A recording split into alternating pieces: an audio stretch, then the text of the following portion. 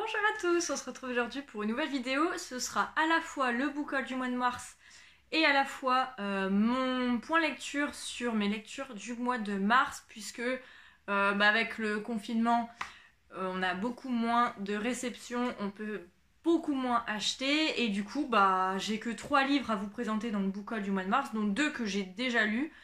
Donc ça va aller vite, et pour le bilan lecture, j'ai eu un mois quand même assez compliqué, comme tout le monde je pense, mais aussi au niveau des lectures où j'ai eu un peu de mal. Donc j'ai eu en tout je crois 10 lectures, je vais vous les montrer vite fait et je vais m'attarder sur les 5 romans que j'ai préférés. Je pense que c'est plus simple de faire comme ça pour vraiment m'attarder sur ceux que j'ai aimés et ceux que je vous recommande, et puis les autres juste pour que vous voyez ce que j'ai lu. Mais pour commencer ce book haul, j'ai 3 livres, donc une réception service presse.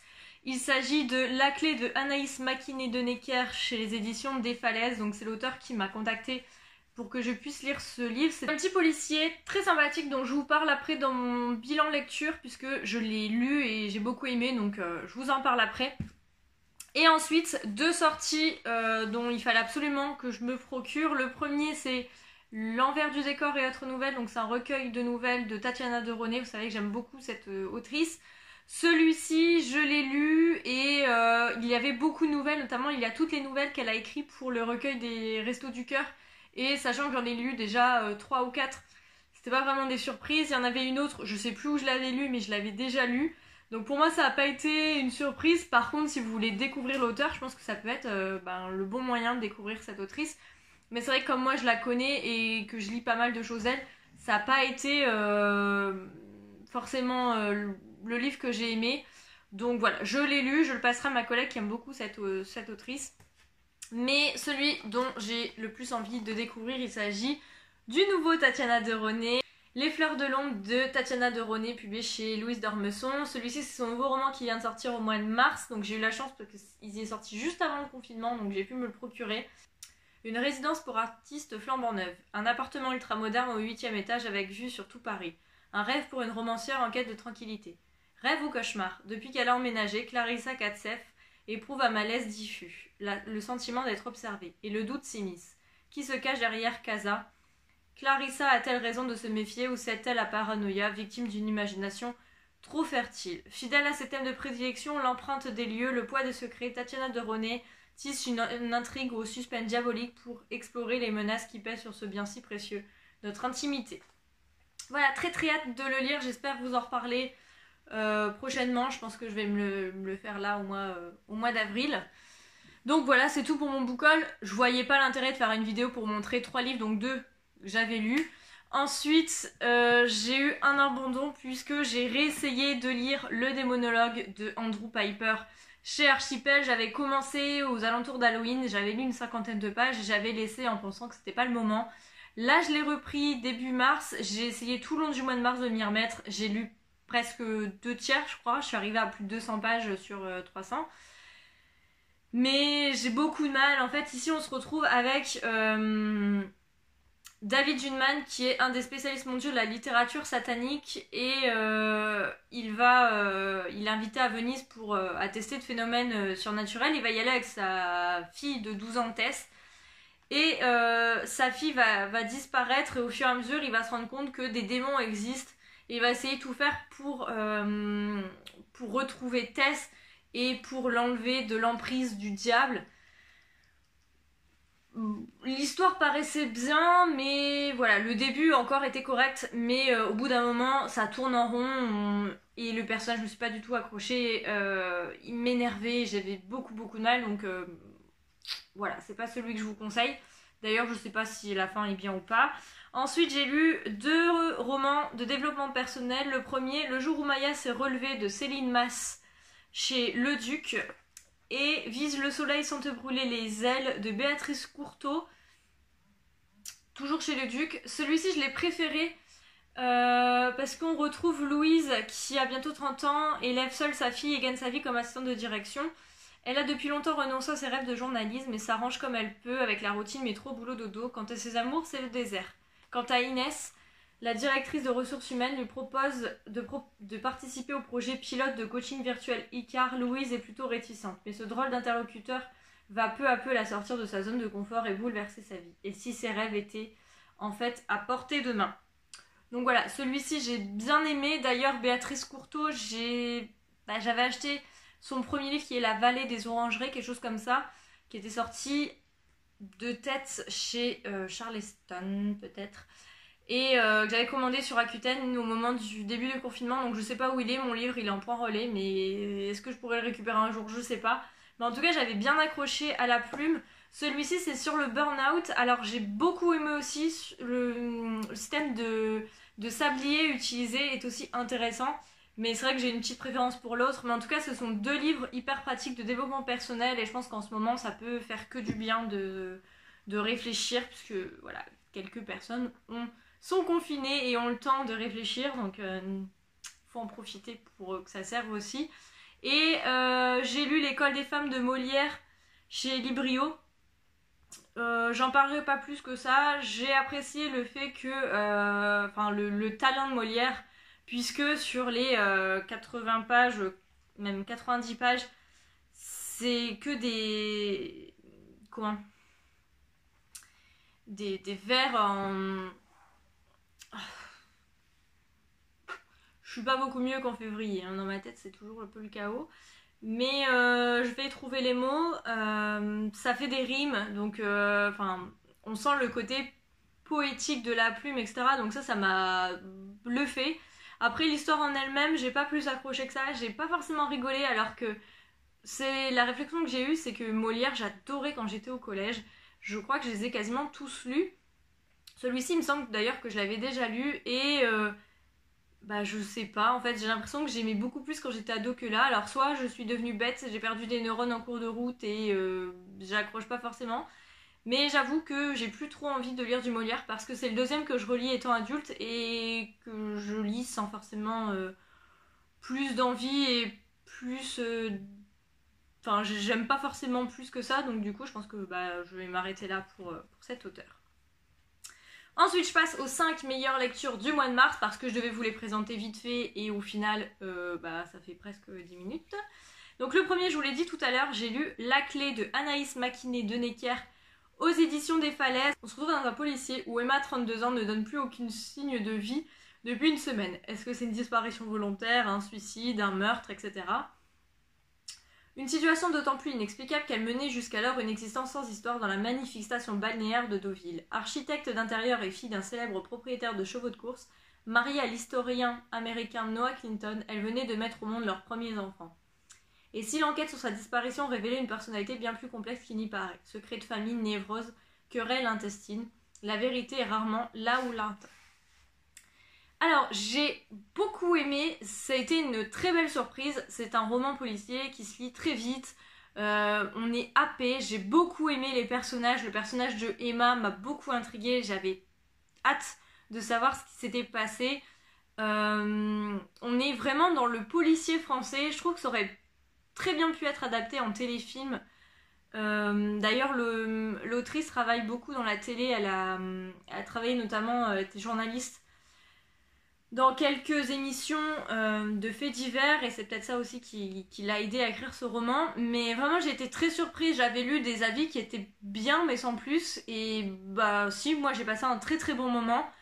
Après il faut pas chercher quelque chose de très poussé, mais si vous cherchez un policier, que vous aimez bien les histoires d'enquête, etc., je vous le recommande parce que vraiment j'ai beaucoup aimé, je l'ai lu d'une traite et j'ai passé un très très bon moment. Donc si vous voulez un roman qui se passe à Deauville où vous pouvez voyager malgré le confinement pour ceux qui n'ont pas la chance d'avoir une maison avec jardin ou près de la plage, etc., vous pouvez lire La Clé, ça vous fera voyager à Deauville.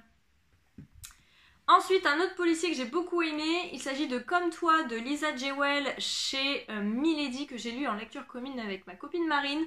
On a beaucoup aimé. Ce roman a été addictif puisque on l'a lu en 24-48 heures, un truc comme ça, je sais plus exactement, mais un peu plus de 24 heures on va dire. Malgré que avec le travail c'est compliqué, là il fait 400 pages je crois, un truc comme ça. 350 pages et on l'a bouffé, j'ai beaucoup aimé. Ici on est dans une disparition d'ado puisque Ellie disparaît à l'âge de 15 ans. Sa mère n'a jamais réussi à faire son deuil, d'autant plus que la police n'a retrouvé ni le coupable ni le corps. 10 ans plus tard, cette femme brisée doit pourtant se résoudre à tourner la page. C'est alors qu'elle fait la connaissance de Floyd, un homme charmant, père célibataire auquel elle se lie peu à peu. Mais lorsqu'elle rencontre la fille de celui-ci, Poppy, âgée de 9 ans, le passé la rattrape brutalement. Cette fillette est le portrait craché de sa fille disparue. Donc pareil, c'est un policier, il faut rien attendre de ouf. Je m'attendais à certains tournants de l'histoire, mais vraiment j'ai adoré. C'est des personnages tous plus ou moins fous. On a ce côté psychopathe, disparition d'enfants, etc. Donc malgré que la disparition d'enfants, vous l'avez pu voir dans différents points de lecture, c'est pas forcément ma came. Bah ici j'ai beaucoup aimé, en fait j'ai bien aimé comment l'auteur traite de ça et la raison et le, comment on appelle ça, le mobile, etc. J'ai été, on va pas dire j'ai aimé, parce que c'est quand même une disparition d'enfants et en meurtre, mais du coup j'ai beaucoup apprécié la façon dont l'auteur a parlé. Je trouvais ça plutôt original. Bon, peut-être que c'est un truc surfait, mais en tout cas moi j'avais pas forcément vu comme ça. Donc voilà, je vous recommande, pareil, si vous aimez les policiers, les thrillers qui se lisent vite, où vous passez un très bon moment, et ça permet de s'évader. Et en ces temps difficiles, il faut des lectures où on s'évade, où on ne pense qu'à notre lecture, et ça fait du bien. Donc je vous recommande, comme toi, de Lisa Jewell chez Milady. Tout début du mois, j'ai lu Quelques minutes après minuit de Patrick Ness chez Gallimard Jeunesse, donc qui est illustré. Voilà, donc un roman jeunesse que j'ai grandement aimé. Depuis que sa mère est malade, Connor redoute la nuit et ses cauchemars. Quelques minutes après minuit, un monstre apparaît, qui apporte avec lui l'obscurité, le vent et les cris. C'est quelque chose de très ancien et de sauvage. Le monstre vient chercher la vérité. C'est un très très beau roman sur la maladie, le deuil, sur la fin de vie, sur les mots MAUX que peuvent ressentir les enfants face à des situations plus ou moins compliquées. Je pense que j'aurais adoré lire ce roman dans une période très difficile de mon enfance.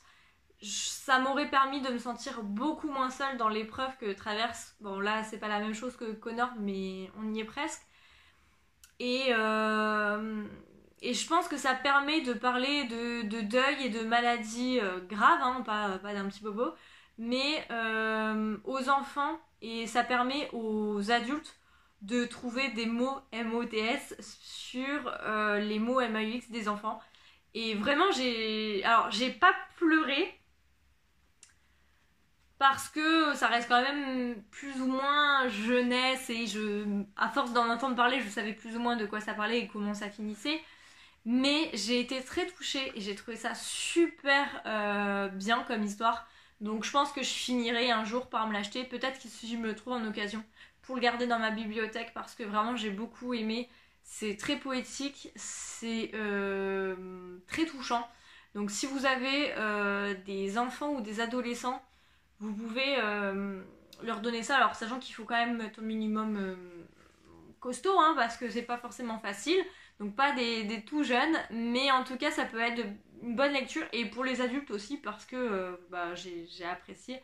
Mais c'est vrai que c'est plus tourné vers, on va dire, les 10-12 ans. Je sais pas à quel âge, je suis nulle en enfant, mais ouais, je dirais pré-ado. Je pense que pré-ado c'est plutôt bien, et ado aussi, mais en tout cas, voilà, je me dis que quand j'ai eu cette épreuve difficile à passer, j'étais en CM1. Et je pense que ça m'aurait permis de m'aider, donc voilà, CM1, je sais pas quel âge on a, 10 ans.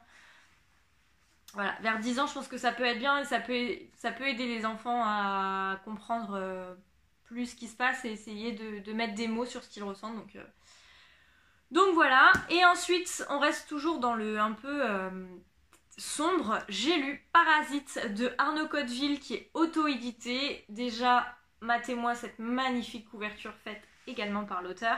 Ici on se retrouve dans un roman d'horreur que j'aime beaucoup. J'avais lu 1974 que j'avais beaucoup aimé, que j'aimerais bien relire d'ailleurs. Et ici donc on est dans l'horreur au cœur de la forêt de Rheims près de Valenciennes. 4 adolescents repèrent un monastère en ruine. Ils y découvrent une crypte condamnée où résonnent encore les pratiques d'un culte païen. Ils ne sont pas seuls. Tapis dans l'ombre, une menace les guette. Voilà. Alors, pareil, ce roman, une fois que j'ai plongé dedans, je n'ai pas pu le lâcher. J'ai, avec Arnaud Codeville, un lien particulier dans ces livres où ça me fait flipper. Alors, les esprits, tout ça, je suis déjà un peu frileuse par rapport à ça. Hein. J'aime bien les histoires, mais en même temps, ça me fait quand même un peu flipper. Parce que, voilà, sans entrer dans les détails, j'y crois plus ou moins aux maisons hantées, aux lieux hantés, etc. Et là, en fait, Arnaud Codeville a le don ou la qualité de savoir décrire ses visions, ses présences. Et du coup, c'est très très flippant. J'ai jamais lu un auteur, à part celui-ci, qui me fait autant flipper. J'avais lu aussi La Maison des Oubliés. Je sais plus où elle est. La Maison des Oubliés de Peter James, qui était une maison hantée que j'avais beaucoup aimée. Mais vraiment, Arnaud Codeville, c'est celui qui arrive le mieux à me faire flipper dans ses romans, car ça fait très réel, puisqu'on suit là les 4 adolescents et après on les suit adultes. Et en fait, c'était tellement des moments de vie classiques, des personnages comme tout le monde, que du coup, ça paraît encore plus réel. Et voilà, c'est ce côté-là, en fait, que j'aime et à la fois qui me fait flipper. J'aime beaucoup ces romans et du coup, je vous recommande, surtout que c'est auto-édité, donc il n'y a pas beaucoup de pubs, donc j'espère que ma petite personne et mon petit avis sur ma vidéo pourra lui permettre d'avoir de nouveaux lecteurs, parce que c'est le 2e livre que je lis de lui et que j'aime beaucoup. En plus, c'est un homme adorable. Enfin, je l'ai vu 2 fois en dédicace. Et c'est hyper intéressant de discuter avec lui. Et là, j'ai adoré. Donc franchement, si j'ai, j'allais dire une lecture, non, parce que les 4 autres m'ont plu aussi. Donc voilà. Mais en tout cas, c'est dans mon top de l'année. Et vraiment, je vous recommande Parasite d'Arnaud Codeville si vous n'avez pas peur des esprits et que vous êtes friand des histoires comme ça, de lieux hantés. N'hésitez pas à découvrir le monastère et à suivre nos 4 adolescents. Bien flippants. Et ensuite, j'ai lu La problématique mathématique du bonheur de Maxence Fermine, qui est publié chez Michel Lafon. Ici, on est dans un ovni, puisque ce n'est pas un roman de développement personnel, c'est pas non plus un contemporain, c'est un mélange de conte initiatique, de développement personnel et de roman contemporain. Et vous savez qu'en général, les trucs comme ça, un peu chelou, j'aime bien, parce que justement, c'est pas dans une case et du coup, on s'attend à rien. Et là, c'est exactement le cas avec ce roman, puisqu'on retrouve Noah qui a 39 ans, qui est un éternel adolescent et qui a de plus en plus ce vide qu'il fait passer à côté de sa vie. Il pensait pas du tout vivre la vie qu'il vit, et alors un soir il décide d'essayer de réfléchir à ce qui pourrait lui donner la clé du bonheur, et d'expérience en découverte il va essayer la méditation, le yoga, le sport, le bénévolat, et il va essayer de savoir s'il y a une recette pour le bonheur, et si cette recette existe, quelle est-elle. Et une rencontre, notamment lorsqu'il fait du bénévolat en prison, va changer sa vie et va lui permettre de trouver la réponse au-delà de ce qu'il espérait. Et voilà, donc on suit Noah. J'ai, comme d'habitude, beaucoup aimé La Plume de Maxence Fermine. Ça a été... alors, ça n'a pas été un coup de cœur comme j'ai pu l'avoir pour Shaman, que je vous recommande 100 000 fois, que j'avais adoré. Je crois qu'il y a maintenant 2-3 ans, peut-être 2 ans. qui était un conte initiatique et que j'avais adoré. Et c'est pareil, en fait, le point fort de ce roman que j'avais déjà retrouvé dans Shaman, c'est cette rencontre de deux univers complètement différents et qui permet d'en apprendre plus sur sa vie, de se développer. Et j'aime beaucoup en fait ces heureux hasards, ces heureuses rencontres. Et ici, Noah va faire une rencontre qui va le bouleverser au parloir lorsqu'il va venir faire du bénévolat au sein de la prison. Et voilà, donc j'aime bien la plume, ça se lit super vite, les chapitres sont courts, donc ça s'enchaîne. Et on est embarqué par la plume poétique de Maxence Fermine. Donc vraiment, je vous recommande ces romans, je ne sais pas si vous connaissez. Si c'est celui-ci, pourquoi pas, parce que j'ai bien aimé. Si c'est Shaman, encore mieux, parce que j'ai adoré. Et j'avais lu un policier ou thriller de lui, je sais plus. C'était Le Palais des Ombres, que j'avais beaucoup aimé aussi, qui a rien à voir avec les deux autres. Et celui que j'aimerais bien découvrir, il s'agit de Neige, qui est un très court roman dont tout le monde en parle. Il paraît que c'est le meilleur de cet auteur. Donc voilà, il se peut qu'un jour j'essaie de me procurer tous les romans, puisque en général je les lis par liseuse, mais j'aimerais bien les avoir dans ma bibliothèque. Parce que c'est des livres comme ça où j'aimerais bien me les relire, parce que ça fait du bien. Et je l'avais dans ma bibliothèque depuis quelques semaines, que j'avais reçu sur NetGalley. Et quand mes problèmes de santé se sont mêlés aux problèmes de coronavirus, je me suis dit il faut un livre pour me faire du bien là-haut. Et donc c'est pour ça que j'ai lu ce livre de Maxence Fermine. Et j'ai une énorme pensée en ce moment pour lui, puisque je le suis sur Facebook pour avoir aussi ses nouveautés et ses sorties. Et il a publié différents messages pour dire qu'il était touché par le Covid. Donc je lui envoie plein de positifs pour traverser cette épreuve, et j'espère que tout ira bien. Tout le monde est touché, que ce soit dans les villes, à la campagne. Et j'espère que vous allez bien. Je profite du coup de cette fin pour faire une petite parenthèse quand même, parce que je pense qu'on peut pas publier de vidéos comme ça en ce moment sans forcément en parler de ça. Donc voilà, surtout restez bien chez vous pour ceux qui le peuvent et qui ne doivent pas aller travailler par obligation. Prenez soin de vous, prenez soin de votre famille, profitez pour lire, pour vous occuper de vous, pour vous occuper de votre famille. En attendant que ce fichu virus nous foute la paix. Et moi j'essaye de vous retrouver un peu plus souvent. Je sais que ça fait des mois que je dis ça, mais c'est très compliqué là cette année, c'est compliqué. Mais en tout cas ça me manque, c'est pour ça que là j'étais contente de faire mon petit bilan, c'est que ça fait longtemps que je suis pas venue et du coup voilà. En plus on est bientôt 1000 abonnés, donc je me suis dit je peux pas lâcher la chaîne maintenant. Donc voilà, j'espère que vous aurez fait de bonnes découvertes. En tout cas je vous conseille de lire l'un de ces 4 livres ou le Maxence Fermine, puisque j'ai beaucoup aimé. Et puis je vous retrouve très prochainement, j'espère, pour un autre point lecture. Bonne lecture, ciao!